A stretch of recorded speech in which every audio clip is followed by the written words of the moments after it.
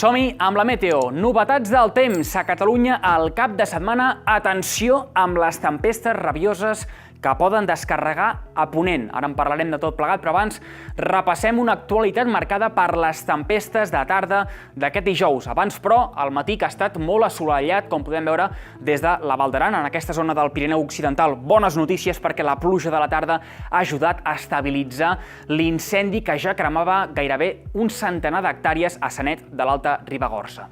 Més imatges des de Camprodon de la calma abans de la tempesta, amb moltes estones de sol al matí que han anat bé per carregar d'energia al territori. Això són vitamines per al posterior creixement d'aquestes nuvolades monstruoses.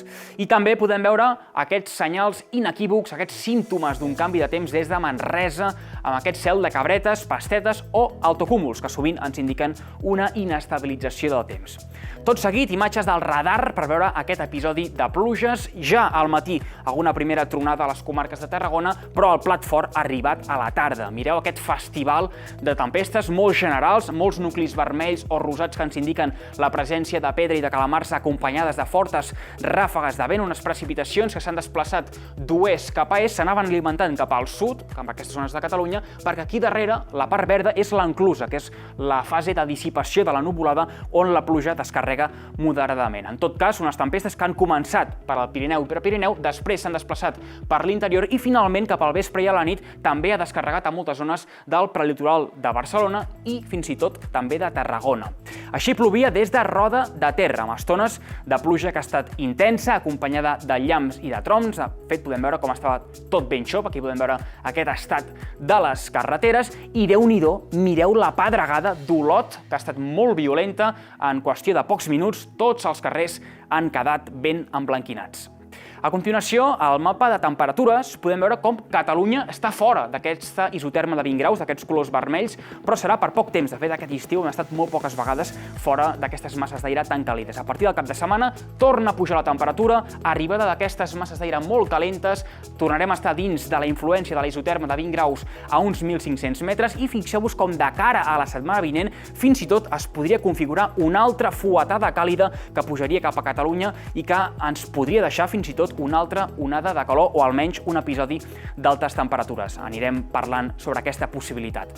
Pel que fa a les precipitacions, aquí tenim la seqüència de tempestes d'aquest dijous i ja després divendres i a cap de setmana fixeu-vos com la inestabilitat quedarà més restringida al Pirineu i a les comarques de Lleida o de la Franja Ponent. Fins i tot la setmana vinent la inestabilitat anirà de baixada a Catalunya i a la península Ibèrica per la irrupció d'aquest anticicló que es farà força robust. Anem a la previsió del temps, amb el mapa de símbols per divendres, que ens anuncia un temps una mica més tranquil, amb el permís, això sí, de les tronades de tarda que descarregaran novament a l'extrem nord de Catalunya. De matinada encara hi ha la possibilitat que es pugui formar algun aiguat o algun xàfec costaner, preferentment davant del sud del Baix Empordà, de la Selva i de l'Alt Maresme. En principi, el gruix de tempesta hauria de concentrar-se damunt del mar, però no es descarta que en alguna vila, en algun municipi, pugui descarregar algun aiguat torrencial. En principi serà ben poca cosa a la resta del litoral de Catalunya.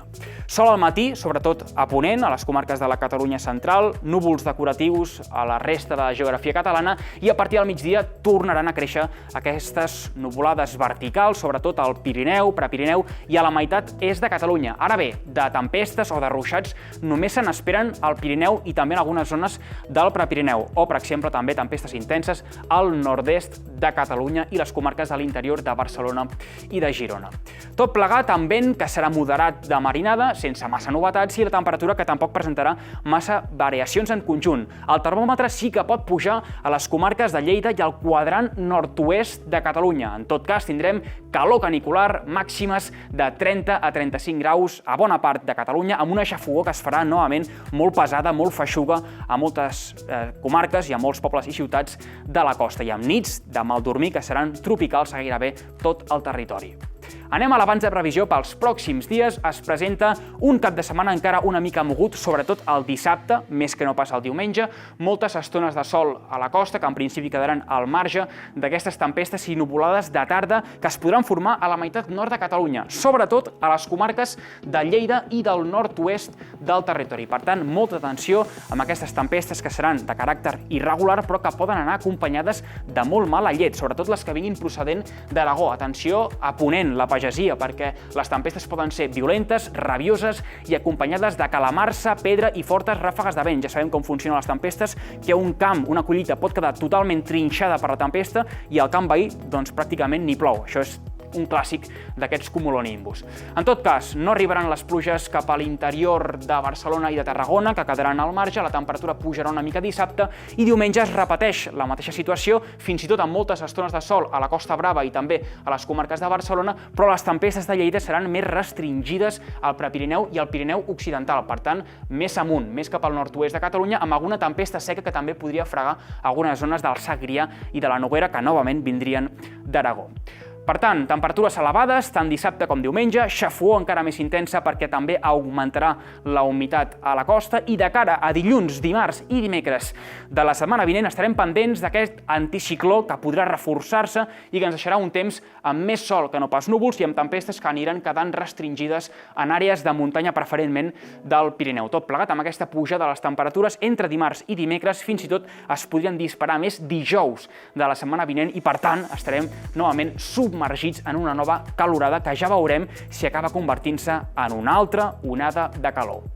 I anem acabant amb aquest mapa de les anomalies de temperatura de l'aigua del mar Mediterrani perquè tenim una onada de calor marina eterna que va començar a mitjans de maig i estem ja pràcticament a mitjans d'agost, per tant portem 3 mesos seguits amb aquestes anomalies de temperatura totalment disparades. Veiem aquest mapa vermell, temperatures de fins a 2 i 3 graus per sobre de la mitjana durant tots aquests dies, però és que hi ha hagut algunes fases, algunes èpoques que hem estat entre 7 i 8 graus per damunt del que seria habitual pel que fa a l'aigua del mar. I fins a aquest punt doncs, podem anunciar un rècord de calor de la temperatura de l'aigua de tot el mar Mediterrani que s'ha registrat aquí, a les Illes Balears, a la boia Sa-Dragonera, amb aquesta temperatura rècord, una animalada de 33 graus. Per tant, el mar Mediterrani que cada cop s'escalfa més de pressa, s'està tropicalitzant i ja veurem com acaba tot plegat, perquè cada cop això s'assembla més al Carib. Això és tot des del temps del Nacional.cat. Que vagi bé.